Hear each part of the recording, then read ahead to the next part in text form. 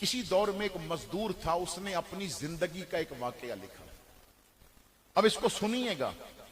वो कहता है कि ये समझ लें आज से 60-70 साल पहले की बात है, या उससे भी थोड़ी ज्यादा होगी।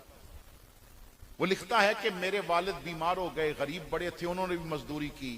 वो चारपाई पे लग गए तो मैं फिर मजदूरी के लिए निकला, दोस्तों के साथ मजदूरी, कभी कहां। तो पता चला कि हैदराबाद के करीब एक फैक्ट्री है, तो वहां करीब जाके अगर रहे ना तो हफ्ते में 3-4 या 5 दिन वहां मजदूरी मिल जाती है।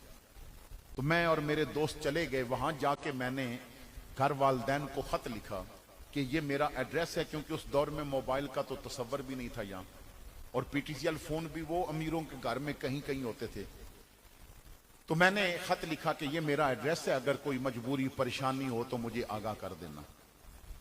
2.5 महीने तकरीबन गुजर गए तो मुझे मेरी वालदा का खत मिला, और उसने लिखा कि बेटा मैं बीमार हो गई हूं, डॉक्टर के पास गई थी तो उसने कहा है कि आपको ना कोई खतरनाक बीमारी लग रही है, तो फौरी तौर पे ना दवाई शुरू कर दें, अगर ये बीमारी बढ़ गई तो फिर आप कब्र की तरफ जल्दी चली जाएंगी। तो बेटा मैंने ना जब दवाई लेनी चाहिए तो उसने कहा कि 70 रुपए दें तो फिर दवाई मिलेगी। उस दौर के 70 रुपए आज के 15-20 हजार के मुकाबले में थे। तो बेटा जैसे भी हो ना 70 रुपए का इंतजाम करके भेज दे, और जल्दी भेजना, कहीं बीमारी बढ़ ना जाए। कहते हैं कि मेरी जेब में टोटल 5 रुपए थे, मजदूरी भी बड़ी कम थी। उस दौर में ना अच्छा जो मुलाजम होता था उसकी तनख्वाह 15 रुपए 20 रुपए होती थी।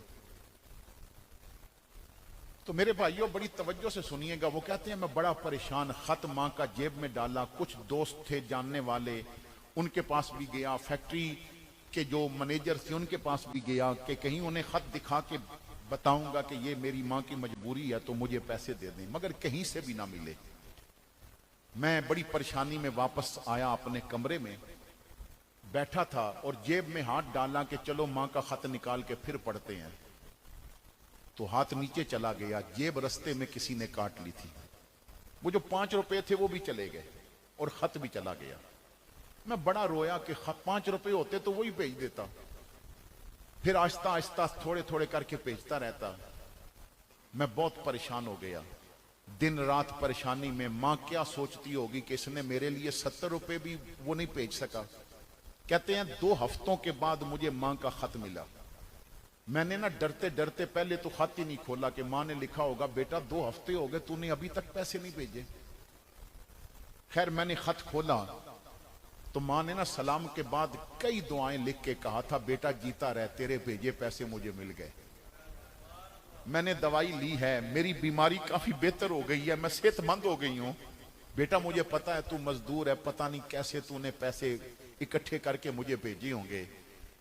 मैं खत रख के सर पकड़ के बैठ गया। ये एहसान मुझ पे किया किसने है? वो कौन है जिसने मेरे नाम से मेरी मां को पैसे भेजे? मैं 2 दिन सोचता रहा। तीसरे दिन मुझे एक और खत मिला जिस पे मेरा एड्रेस था, भेजने वाले का नाम और एड्रेस नहीं था। उसने सलाम के बाद लिखा, मैंने कहा तुझे बता दूं तू परेशान होगा कि तेरी मां को पैसे किसने भेजे। मैं वही जेब कतरा हूं जिसने तेरी जेब काटी थी। 5 रुपए मिले तो मैं बड़ा खुश हुआ, लेकिन साथ जो खत था ना जब पढ़ा तो वो तेरी मां का खत था। तेरी मां की बीमारी पड़ी तो मुझे कब्र में पड़ी अपनी मां याद आ गई। मुझे ऐसे लगा जैसे मुझसे मेरी मां ने पैसे मांगे हैं। 5 रुपए तेरे वाले और 65 अपने से डाल के मैंने 70 तेरे नाम से तेरी मां को भेज दिए। और मैंने अपना एड्रेस इसलिए नहीं लिखा कि कहीं तू मुझे पैसे वापस देने ना आ जाए। मेरे भाई मुझे जिंदगी में वो सुकून मिला है जो कभी नहीं मिला। मैं समझता हूं मैंने अपनी मां को पैसे भेजे। जेब कतरा होना अपनी जगह पे, पर एक बात याद रखना, माएं तो सबकी सांझी होती हैं।